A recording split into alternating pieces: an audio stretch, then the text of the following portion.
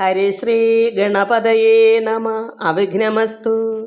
ഓം നമോ ഭഗവതേ വാസുദേവായ. ശ്രീകൃഷ്ണ പരമാത്മനേ നമ. എൻ്റെ എല്ലാ ഭക്തമക്കൾക്കും വിനിതമായ പ്രണാമം. സർവ ഭക്തമക്കളെയും പരമാത്മാവിൽ ഭഗവാൻ കൃഷ്ണനിൽ അർപ്പിക്കുന്നു. ഓം ലോകാ സമസ്ത സുഖിനോ ഭവന്തു. എല്ലാവർക്കും സമാധാനവും ശാന്തിയും ഈശ്വരകൃപയും ഉണ്ടാകണമേ എന്ന് പ്രാർത്ഥിക്കുന്നു. നമുക്ക് നാരായണീയം ദശകം 75 കംസവധം വായിക്കാം. അത് 5ഉം 6ഉം ശ്ലോകങ്ങൾ കഴിഞ്ഞ തവണ വായിച്ചു. അതിൽ ഒടുക്കം നമ്മൾ വായിച്ചത് കംസൻ്റെ കൽപ്പന പ്രകാരം, കംസനാണല്ലോ രാജാവ്, അയാളുടെ കൽപ്പന പ്രകാരം മല്ലവീരനായ ചാണൂരനും മുഷ്ടികനുമായിട്ടുള്ള യുദ്ധമാണ് ഇവിടെ ഭഗവാൻ കഴിഞ്ഞ തവണ നമ്മൾ വായിച്ചത്. കൃഷ്ണൻ ചാണൂരനോടും മുഷ്ടികനോട് ബലരാമനും ഇങ്ങനെ രണ്ടുപേരും തങ്ങൾ ഏറ്റുമുട്ടുക. അപ്പോൾ അന്യോന്യം ചടപട എന്ന ശബ്ദത്തോടെ രണ്ട് ജോഡികളും പൊക്കിയും താഴ്ത്തിയിട്ടും വലിച്ചിഴച്ചും പല പല വിധത്തിൽ യുദ്ധം ചെയ്തുകൊണ്ടിരുന്നു. അത് കൃഷ്ണൻ ആരോടാണ്? മല്ലനായ ചാണൂരനോട്. മുഷ്ടികൻ ബലരാമൻ മുഷ്ടികനോടും തങ്ങളി ആണ് അവർ ചെയ്തുകൊണ്ടിരിക്കുന്നത്. അങ്ങനെ താഴ്ത്തിയിട്ടും വലിച്ചിഴച്ചും പല വിധത്തിൽ യുദ്ധം ചെയ്തുകൊണ്ടിരുന്നു. പോരാട്ടം ഉഗ്രമായിരുന്നു. അതിനിടെ വീരനായ ചാണൂരൻ എന്ത് ചെയ്തു? കൂടെ മരിക്കുന്നതിന് മുമ്പ് പലതവണ ബന്ധമോക്ഷങ്ങൾക്ക് സാക്ഷിയായി. ബന്ധമോക്ഷം വെച്ചാൽ ചത്തും പിന്നെ ജീവിച്ചും, അങ്ങനെ ചത്തുപോകുന്ന അങ്ങനൊരവസ്ഥ വരും. അതാണ് മോക്ഷം. എന്നാലോ വീണ്ടും ജീവനിടും.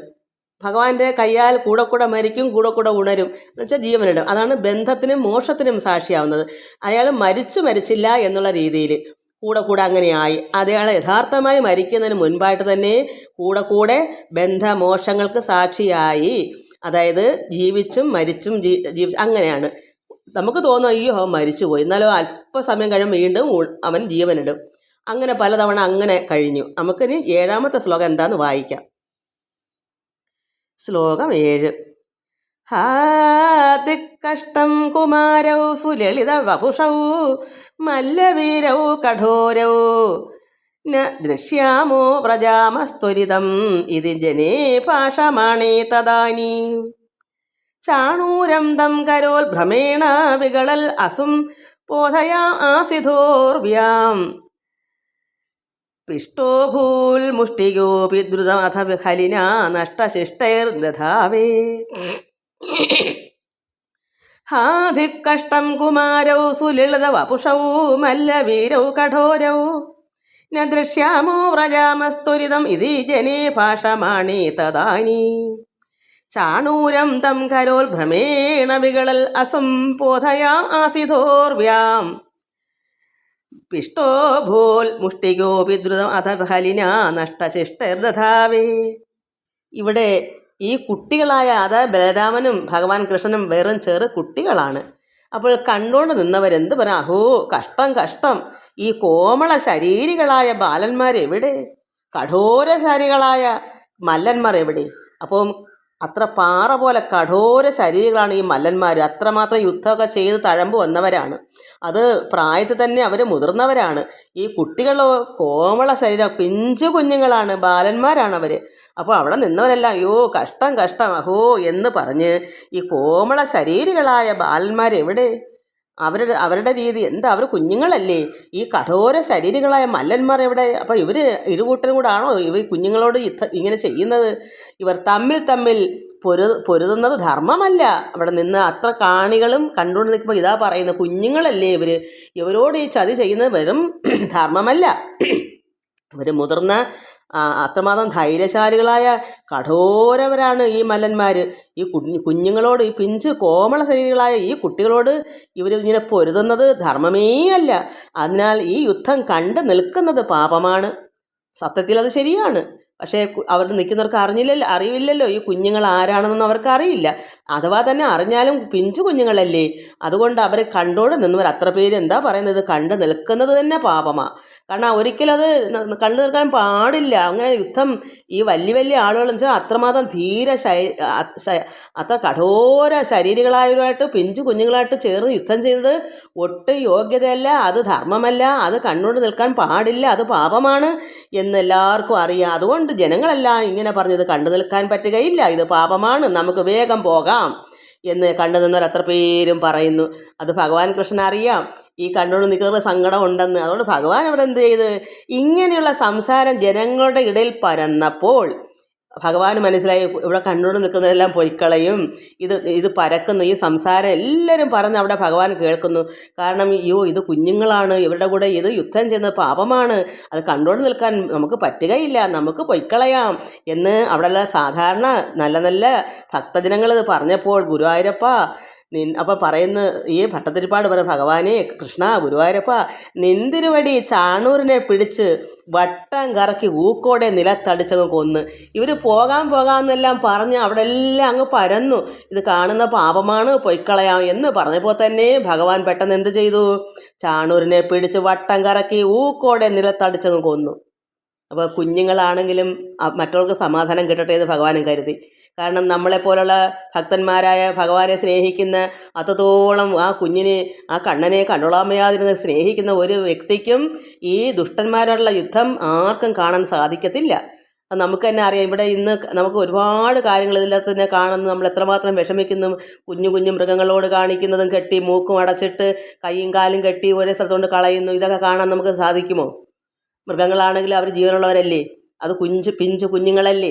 അതുപോലല്ലേ ഈ വലിയ യുദ്ധം ചെയ്യുന്ന ഈ വലിയ വീരന്മാരായ അത്ര കഠോരികളായ ഈ യുദ്ധം ചെയ്യുന്ന മല്ലന്മാരുമായിട്ട് ഈ കുഞ്ഞുങ്ങളെ നിർത്തി ചെയ്യിക്കുന്ന പാവമല്ലേ. അപ്പോൾ ഭഗവാൻ മനസ്സിലാക്കി ഇവർക്കെല്ലാം സങ്കടം കൂടും, അതുകൊണ്ട് പെട്ടെന്ന് തന്നെ അവരെല്ലാം അത് കാണാതെ പൊയ്ക്കളയാം, അല്ലെങ്കിൽ പാപമാണെന്ന് കണ്ടപ്പോൾ തന്നെ ഭഗവാൻ എന്ത് ചെയ്തു, ചാണൂരനെ പിടിച്ച് വട്ടം കറക്കി ഊക്കോടെ നിലത്തടിച്ച് കൊന്നു. ബലരാമനോ ഉടനെ തന്നെ മുഷ്ടികനെയും ഇടിച്ചു കൊന്നു. ചാവാതെ ശേഷിച്ചവരായ മല്ലന്മാർ പ്രാണൻ കൊണ്ട് ഓടിപ്പോയി. അവിടെ വേറെയും മല്ലന്മാരൊന്നിപ്പോണ്ട്. ഈ രണ്ട് പേരാണ് യുദ്ധം ചെയ്തപ്പം ചാണൂരനും മുഷ്ടികനുമായിട്ട് യുദ്ധം ചെയ്ത് അവരുടെ ഇത് കഴിയുമ്പോൾ അടുത്ത മല്ലന്മാർ വരും. പക്ഷേ അവർ ധരിച്ചെന്താണ്, ഇവരെന്നും ഈ കുഞ്ഞുങ്ങളെ വകവരുത്തും, ഒരു രക്ഷയില്ല, പിഞ്ചു കുഞ്ഞുങ്ങളല്ലേ, മലന്മാർ ജയിക്കും എന്നൊക്കെ കണ്ടുകൊണ്ട് അവിടെ നിന്നത്. പക്ഷേ ഭഗവാനും ബലരാമനും ഇവരെ പെട്ടെന്ന് തന്നെ കറക്കി അടിച്ച് കൊല്ലുകയും ഇടിച്ചു കൊല്ലുകയും ചെയ്തപ്പോൾ അവിടെ ബാക്കി നിന്ന മല്ലന്മാരെന്ത് ചെയ്ത് ഓടി പോയി. അതാണ് ഭഗവാൻ കൃഷ്ണൻ. അപ്പോൾ അവിടെ നിന്ന് സമാധാനക്കേടായിട്ട് നിന്ന ജനങ്ങൾക്ക് സമാധാനമായി. അങ്ങനെയാണ് ഈ ശ്ലോകം. മുഷ്ടികൻ, ചാണൂരൻ, കൂടൻ, ശലൻ, തോശലൻ, ഈ 5 മല്ലന്മാരാണ് മല്ലയുദ്ധത്തിനെത്തിയത്. അപ്പോൾ മല്ലയുദ്ധത്തിന് ഇവർ 5 വന്ന്, മുഷ്ടികൻ 2, ചാണൂരൻ, കൂടൻ 3, ശലൻ 4, തോശലൻ 5. ഈ 5 മല്ലന്മാരാണ് മല്ലയുദ്ധത്തിനെത്തിയത്. അതിൽ മുഷ്ടികനെ രാമനും ചാണൂരനെ കൃഷ്ണനും വധിച്ചു. മറ്റ് 3 പേരെയും കൂടി ബലഭദ്രൻ തല്ലിക്കൊന്നു. ബാക്കി നിന്നവരാ ഓടിയത്. അപ്പം ഈ 3 പേരെയും തല്ലിക്കൊന്നു. ബാക്കി മല്ലന്മാർ അവിടെ നിന്നും മരണഭയത്താൽ ഓടിപ്പോയി. ഇവിടെ പ്രധാന മല്ലവധം മാത്രം കാണിച്ച് നഷ്ടശിഷ്ടേർ ദുധാവ എന്ന പദം കൊണ്ട് മറ്റുള്ള മല്ലന്മാരുടെ വധം വ്യംഗ്യമായി അറിയിക്കുന്നത്. കാരണം അത് നമുക്ക് ഇവിടെ എടുത്ത് പറയുന്നില്ല. കാരണം അവർ 3 പേരെയും കൊന്ന്. കാരണം ഈ കുറച്ച് ശ്ലോകത്തിലാണല്ലോ ഇതെല്ലാം പറഞ്ഞ് നിർത്തുന്നത് ഭട്ടതിരിപ്പാട്. അതുകൊണ്ട് ഈ ബാക്കി 5 പേരിൽ 3 പേരെ കൊല്ലുന്നതിനെ പറ്റിയുള്ള കാര്യം വിവരിച്ചിട്ടില്ലാത്തതുകൊണ്ട് ഭാഗവത്തിൽ ഇതൊക്കെ ഉണ്ട്. അതുകൊണ്ട് മറ്റ് 3 പേരെയും ബലരാമൻ അവരെ ഇടിച്ച് കൊന്നു കളഞ്ഞു. അപ്പം നമ്മൾ മനസ്സിലാക്കണം, 5 പേരെയും ഭഗവാൻ ഈ ബലരാമനും കൂടി കൊന്നു. അതാണ് ഈ ശ്ലോകത്തിൽ. നമുക്കിനി അടുത്ത ശ്ലോകം വായിക്കാം. ശ്ലോകം 8. കംസ സംവാര്യ തൂര്യം ഖലമതേർ അവിതൻ കാര്യം ആര്യാൻ പിതൃസ്ഥാൻ ആഹന്തും വ്യാപ്തമൂർത്തേ സ്തവച സമശിഷൽ ദൂരം ഉത്സാരണായ ദുഷ്ടോ ദുഷ്ടോക്തിഭി സ്ത്വം ഗരുഡൈവ ഗിരിം അഞ്ചൻ ഉദഞ്ചൽ ഖഡ്ഗവ്യാവൽഗ ദുസംഗ്രഹം അഭിച ഹടാൽ പ്രാഗ്രഹീർ ഔഗ്രസേനിം. കംസ സംവാര്യ തൂര്യം ഖലമതിർ അവിതൻ കാര്യം ആര്യാൻ പിതൃംസ്ഥാൻ ആഹന്തും വ്യാപ്തമൂർത്തേ സ്തവച സമശിഷൽ ദൂരം ഉത്സാരണായ ദുഷ്ടോ ദുഷ്ടോക്തിഭി സ്ത്വം ഗരുഡ ഇവ ഗിരിം അഞ്ചൻ ഉദഞ്ചൽ ഖഡ്ഗ വ്യാവൽഗ ദുസംഗ്രഹം അപിച ഹഠാൽ പ്രാഗ്രഹീർ ഔഗ്രസേനിം. ഇവിടെ പ്രധാന മല്ലന്മാരെ രാമകൃഷ്ണന്മാർ കൊല്ലുകയും, അതായത് ഈ 5 പേരെയും, അവരാണല്ലോ മല്ലയുദ്ധത്തിന് വന്നത്, 5 പേരാണ് വന്നത്. ഈ രണ്ട് പേര്, കാരണം ഓരോരുത്തർക്കും ഓരോരോ ആയിട്ടാണ് വരുന്നത്, 5 പേരുടെ ഒന്നിച്ചല്ല വരുന്നത്. അതായത് ആദ്യം ചാണൂരനും മുഷ്ടികനും വരുമ്പോൾ അവരെ വകവരുത്തുമ്പോഴായിരിക്കും പിന്നെ അടുത്ത ഈ 2 പേര് വരും. അങ്ങനെ പ്രധാന മല്ലന്മാരെ രാമകൃഷ്ണന്മാർ കൊല്ലുകയും മറ്റുള്ള മല്ലന്മാർ ഓടിപ്പോകുകയും ചെയ്തത് കണ്ട കംസൻ ഇത് കർത്തവ്യമൂഢനായി, എന്താ വിചാരിച്ച കാര്യം നടക്കുന്നില്ലല്ലോ, ഇനിയിപ്പോൾ എന്ത് ചെയ്യും? അയാളുടെ കർത്തവ്യങ്ങളെല്ലാം മൂഢത്വമായി, അത്രമാത്രം വിഷമം അയാളെ ഉള്ളിൽ അടിഞ്ഞുകൂടുക. ഇനി എന്ത് ചെയ്യേണ്ടു എന്നറിയാതെ അല്പനേരം ഇരുന്നു. ഇത്രയും കഠോരമായ മല്ലന്മാർ വന്നിട്ട് അവരൊക്കെ മരിച്ചോ, ഈ 5 പേരും മരിച്ചോ എന്ന് പറഞ്ഞ് ഇദ്ദേഹം കർത്തവ്യമൂഢനായി തന്നെ അവിടെ ഇരുന്നു. ഇനി എന്ത് ചെയ്യണം എന്നറിയാതെ അല്പനേരം ഇരുന്നു. പിന്നെ എന്ത് ചെയ്തു? പെരുമ്പറയടി നിർത്തിച്ചിട്ട്, അതായത് അവിടെ ഭയങ്കരമായ പെരുമ്പറയടിയുണ്ട്. കാരണം എല്ലാവരും ആഘോഷമല്ലേ, ജനങ്ങളെല്ലാം എത്തി ഇത് ഈ ആഘോഷം കാണുകയല്ലേ, യുദ്ധത്തിൻ്റെ ഒരാഘോഷം. അതുകൊണ്ട് ആ പെരുമ്പറയടി നിർത്തിച്ചിട്ട് വന്ധ്യരായ വസുദേവാദികളെ വധിക്കാനും, അപ്പോൾ അവർ ചങ്ങലയിട്ട് ഇട്ടേക്കുവാണ് ഈ ദേവകിയും വസുദേവരുടെയും അച്ഛനായ ഉഗ്രസേനനെയൊക്കെ. അപ്പോൾ എന്ത് വന്നു? വന്ദിക്കപ്പെടേണ്ടതാണ് വസുദേവരും ദേവകിയും. അവരെ വസുദേവാദികളെ വധിക്കാനും തീരുമാനിച്ചു. വധിക്കാനും രാമകൃഷ്ണന്മാരെ അകലേക്ക് ആട്ടിപ്പായിക്കാനും നിർദ്ദേശിച്ചു. കംസൻ മറ്റ് ആൾക്കാരോട് പറഞ്ഞു, ഇവരെ ചെന്ന് വധിക്കൂ, ഈ ചങ്ങലക്കിട്ടേക്കുന്ന അച്ഛനെയും അമ്മയെയും മുത്തച്ഛനെയൊക്കെ ചെന്ന് വധിക്കൂ, രാമകൃഷ്ണന്മാരെ എങ്ങോട്ടെങ്കിലും ഓടിച്ച് പായിച്ച് കളയൂ. കംസൻ്റെ ഈ ദുർവാക്കുകൾ കേട്ട നിന്തിരുവടി കുപിതനായി. ഭഗവാൻ ഇത് മനസ്സിലാക്കി. കാരണം മാതാപിതാക്കളല്ലേ, ഭഗവാന്റെ അച്ഛനും അമ്മയും കണ്ടിട്ട് കൂടിയില്ല. കുഞ്ഞുനാളിലെ കൊണ്ട് വൃന്ദാവനത്തിലാക്കിയതാ നന്ദഗോപുരം അടുക്ക്. ഈ കുഞ്ഞിന് അച്ഛനും അമ്മയും ഒന്ന് കാണാൻ പോലും ഇതുവരെയും സംഭവിക്കുന്നില്ല. കാരണം അവർ കാരാഗൃഹത്തിലാണ്. അവർ അറിഞ്ഞു ഇങ്ങനെ ഭഗവാനും അതായത് കൃഷ്ണനും ബലരാമനൊക്കെ എത്തിയിട്ടുണ്ടെന്ന്. അത് സന്തോഷിച്ച് അകത്ത് തന്നെ കിടക്കുക, ഒന്ന് കാണാൻ നേരിട്ടൊത്തിട്ടില്ല. അപ്പോൾ ഭഗവാൻ ഇത് കേൾക്കുന്നു. ഈ വന്ദിക്കേണ്ടുന്ന വസുദേവരെയൊക്കെ വധിക്കാനും രാമകൃഷ്ണന്മാരെ അകലേക്ക് ആട്ടിപ്പായിക്കാനും നിർദ്ദേശിച്ചത് ഭഗവാൻ കേട്ടു, കംസൻ്റെ ഈ ദുർവാക്കുകൾ. അപ്പോൾ എന്ത് വന്നു? ഭഗവാൻ ഇത് കേട്ടപ്പോൾ തന്നെ കുപിതനായി.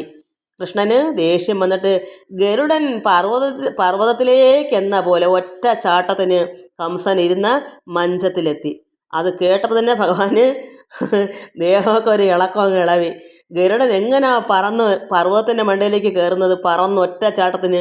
അതുപോലെ ഭഗവാൻ ഒരൊറ്റ ചാട്ടത്തിന് കംസൻ്റെ മഞ്ചത്തിൽ, അയാൾ ഇരിക്കുമല്ലേ രാജകൊട്ടാരത്തിൽ സിംഹാസനത്തിൽ, ആ മഞ്ചത്തിലങ്ങെത്തി. കംസനെ നേരിട്ട് എതിർക്കാനും പിടിക്കാനും പ്രയാസമാണ്. കാരണം അത്ര ഭയങ്കരനല്ലേ, വാളും അതൊക്കെ കൊണ്ടൊക്കെ അല്ലേ ഇങ്ങനെ ഇരിക്കുന്നത്. അതുകൊണ്ട് കംസനെ നേരിട്ട് ചെന്നങ്ങ് പിടിക്കാനോ ഒന്നും പ്രയാസം, കൊച്ചു കുഞ്ഞല്ലേ. അതുകൊണ്ട് കംസനെ നേരിട്ട് എതിർക്കാനും പിടിക്കാനും പ്രയാസമായതിനാൽ ബലാത്കാരമായി കംസനെ പിടിച്ചു. ചെന്ന് വെറുതെ എന്നങ്ങ് പിടിക്കാൻ പറ്റില്ല, അത്രത്തോളം ബലാത്കാരം ചെയ്ത് തന്നെയാണ് ഭഗവാൻ കംസനെ പിടിച്ചു. കംസൻ വെട്ടാനും തട്ടാനും എതിർക്കാനും മുതിർന്നതിനാൽ ബലം പ്രയോഗിച്ച് തന്നെ കംസനെ കീഴടക്കേണ്ടി വന്നു. അങ്ങനെ ഭഗവാൻ ബലം പ്രയോഗിച്ച് കംസനെ കീഴടക്കേണ്ടി വന്നു. നമുക്ക് ഇത്രയും 6 അല്ല 7, 8 ശ്ലോകങ്ങൾ നമുക്ക് അടുത്ത 2, 9, 10 ശ്ലോകങ്ങൾ അടുത്ത പ്രാവശ്യം വായിക്കാം. അപ്പം നമുക്ക് മനസ്സിലാക്കേണ്ട എന്താണ്? കംസൻ്റെ അഹങ്കാരം അത്രയ്ക്കുണ്ട്. പിഞ്ചു കുഞ്ഞുങ്ങളെ വധിക്കാൻ വേണ്ടുന്ന ആഘോഷം എടുത്ത് ചെന്നപ്പോൾ എന്തോന്ന്, മല്ലരായ മല്ലന്മാരെയൊക്കെ ഭഗവാൻ വധിച്ചപ്പോൾ അയാൾക്ക് ഇരിക്കപ്പുറതി ഇല്ലാതെ വന്നു. അപ്പോൾ ഭഗവാൻ ദേഷിക്കാൻ കാരണം എന്താ? അച്ഛനെയും അമ്മയും അങ്ങനെ വന്നെങ്കിലല്ലേ ഭഗവാൻ ഇവനെ പിടിച്ച് കൊല്ലാൻ പറ്റുമോ? അവൻ്റെ വിധി അങ്ങനെയല്ലേ കിടക്കുന്നത്, അത്ര ദുഷ്ടനല്ലേ. അതുകൊണ്ട് മാതാപിതാക്കളെയൊക്കെ വധിക്കാനുള്ളൊരു പുറപ്പാട് വന്നപ്പോൾ ഭഗവാൻ ദേഷ്യം ഉണ്ടായി. ആ ദേഷ്യത്തിലാണ്. അപ്പം അത്രയും ശക്തി എടുത്ത് പോകണമെങ്കിൽ ഭഗവാന്റെ ഉള്ളം ഒന്ന് പിടയണം. അപ്പോഴാണ് യഥാർത്ഥ കോപവും ദേഷ്യവുമൊക്കെ ഭഗവാൻ വരുമ്പോൾ ഒരൊറ്റ ചാട്ടത്തിന് കുതിച്ചാണ് അവൻ്റെ മഞ്ചത്തിൽ ചെന്നെത്തിയത്. അപ്പോൾ ബലപ്രയോഗം പ്രയോഗിച്ച് തന്നെയാണ് കീഴടക്കിയത്. അപ്പോൾ അല്ലാതെ ഒരു സമാധാനശീലനാണ് ഭഗവാൻ എപ്പോഴും. അപ്പം ആ വൈരാഗ്യം ഉള്ളിൽ വരണമെങ്കിൽ മറ്റവൻ്റെ കംസൻ്റെ വായിൽ നിന്ന് അച്ഛനെയും അമ്മയൊക്കെ വധിക്കൂ എന്ന് പറയുന്ന വാക്ക് കേൾക്കുമ്പോഴാണ് അത്. നമുക്കും അങ്ങനെയാണല്ലോ, എന്തെങ്കിലും നമുക്കുള്ള മനസ്സിൽ മനസ്സിന് തട്ടുന്ന ദേഷ്യം ഉണ്ടാക്കുന്ന രീതിയിലുള്ള സംഭാഷണം എതിരെ പ്രതിപക്ഷത്തു നിന്ന് വരുമ്പോഴാണല്ലോ നമുക്കും അത്രയും വീരസ്യം വരുന്നത്. അത് തന്നെ ഭഗവാൻ അല്ലെങ്കിൽ ഇത്രയും കോപം ഉണ്ടാവത്തില്ല. അത്രയും കടുത്ത കോപം വന്നെങ്കിലേ കംസനെ കീഴടക്കാൻ പറ്റൂ. അത് ഈശ്വരൻ തന്നെ, പരമാത്മാവ് തന്നെ അങ്ങനെ ആക്കുന്ന. അത് തന്നെ ലോകം മൊത്തവും നമുക്കും എല്ലാം ഇത് തന്നെ അനുഭവം. എത്ര സമാധാനമുള്ള മനുഷ്യരായാലും പ്രതിപക്ഷത്തിൽ നിന്ന് അത്രമാത്രം സഹിക്കവയ്യാത്തത് വരുമ്പോൾ നമ്മൾ ആരും ഒന്ന് ഇളവും. അതാണ് ഇവിടെയും സംഭവിക്കുന്നത്. ഭഗവാൻ തന്നെയാണ് ഇതിലെല്ലാം, ഈ ലോകത്ത് ഇതെല്ലാം വച്ചേക്കുന്നത്. ഈ ദേഷ്യവും കോപവും എടുത്തുചാട്ടവും ഇതെല്ലാം ഭഗവാൻ തന്നെ എല്ലാം ഉണ്ട് ലോകത്ത്. നമ്മൾ ധരിക്കുമ്പോൾ ഈ മനുഷ്യൻ എന്താ ഇങ്ങനെ കാണിക്കുന്നത്, ഇത്രയും അഹങ്കാരം പാടുണ്ടോ, അല്ലെങ്കിൽ ഇത്രയും ക്ഷമയുള്ള അല്ലേ വേണ്ടുന്നത്. പക്ഷേ നമ്മൾ എത്ര സന്യാസിയാന്ന് പറഞ്ഞാലും എത്ര ഭക്തനാണെന്ന് പറഞ്ഞാൽ നമ്മുടെ ഉള്ളത്തിൽ ഒരു നിരപരാധിയെ ശിക്ഷിക്കുക എന്ന് കാണുമ്പോൾ നമ്മൾ ഒന്ന് കണ്ണടയ്ക്കാൻ പറ്റത്തില്ല. നമുക്ക് ഒരു ഉള്ളിലൊരു ഉണർവ് വരും, ഇത് ശരിയല്ല, ഇത് കണ്ടുപിടിക്കാൻ പറ്റുകയില്ല, നമുക്കവിടെ പ്രതികരിച്ചേ പറ്റൂ. അങ്ങനെയാണ് ഈ ജീവിതം. എല്ലാവർക്കും നമസ്കാരം. സർവത്ര ഗോവിന്ദ നാമ സങ്കീർത്തനം. ഗോവിന്ദ ഗോവിന്ദ.